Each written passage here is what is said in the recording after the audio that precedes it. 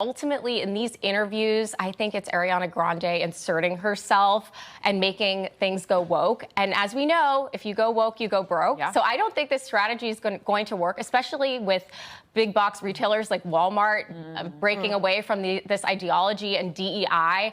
I think this is a bad strategy for the movie. I don't recommend it for them. What's up, everyone? I'm Coach D, and once again, I want to thank you guys for tuning into my channel. So, I finally got the chance to get to the theater and see the movie Wicked. And I also realized exactly why Republicans hate it. I'll tell you about that in a second, but first a little bit about my family. So my oldest daughter was a huge theater kid in high school. She was even cast as Sandy in the theater production Grease. A couple of summers ago for her graduation, we went to New York and we watched Hamilton. Now, while we were there, her and my wife, they saw like 2 other Broadway shows, and one of those was Wicked. So she was excited to see this movie, so much so that she saw it twice before even coming home for Christmas break. So of course, when she got home, she wanted the entire family to go and see it together. So we did. And the best seats that we could find in the theater were at the 6:30 showing. Now, something about me. I never stay awake for movies. Like, I never stay awake. If you're going to turn off lights and put me in a comfortable chair, there is nothing that's going to keep me awake. The girls always say it's the most expensive nap ever.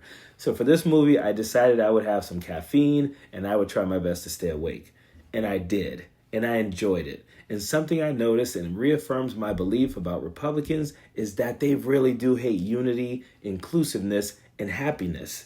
This is why they call Wicked woke. Everything they don't like, they call woke. And even though not one of them can give you a concise definition of the word because they don't know it, they have made it their villain at every single one of their little hate festivals.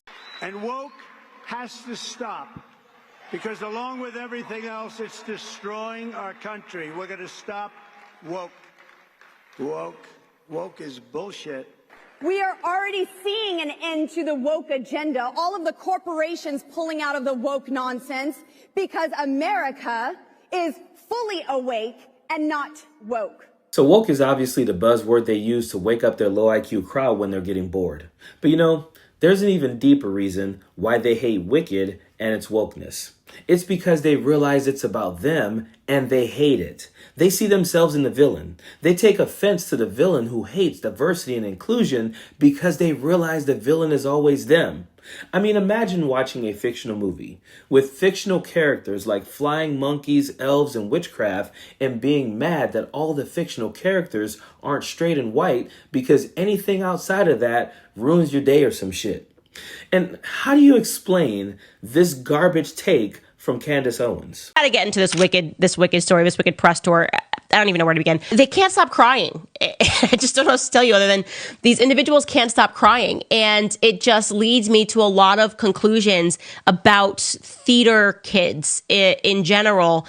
And it makes me question why we ever looked at celebrities in the way that we used to look at celebrities. I'm going through all of this. Like, why did we look up for these people? These people are fundamentally, they just got some things going on, okay? So I'm going to show you this clip of Ariana Grande and Cynthia.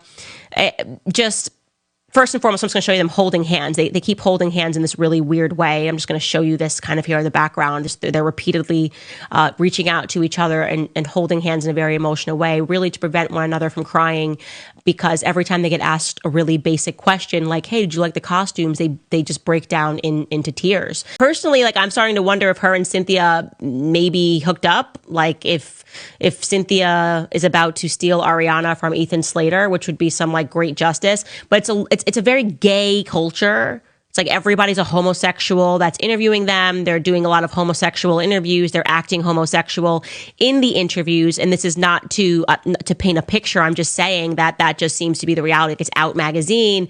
And so this category and what's happening is very strange. And the breaking down and the crying is very strange. And you should know that it's not normal. It's not normal at all. I don't know what's happening. I still don't like Ariana Grande, but I wanted to cover this because it's really fake and gay. Okay, so I know exactly how to explain this garbage take. Candace is mentally ill. She really starts to pour on the bootlicking for Republicans when her engagement is down. Her hate makes her so uncomfortable with people of the same sex showing each other any affection that she creates these stories that they may be gay and hooking up with each other. This is exactly why I know they know that they're the villains in these movies. And Candace has children. Can you imagine what she's raising them to be? And again, this is all for engagement because Candace knows what butters her biscuits, and more importantly, she loves being considered one of the good blacks. Period. Don't want no enemies or ops. Envy in their heart, I tell them stop. Vacation on the yacht.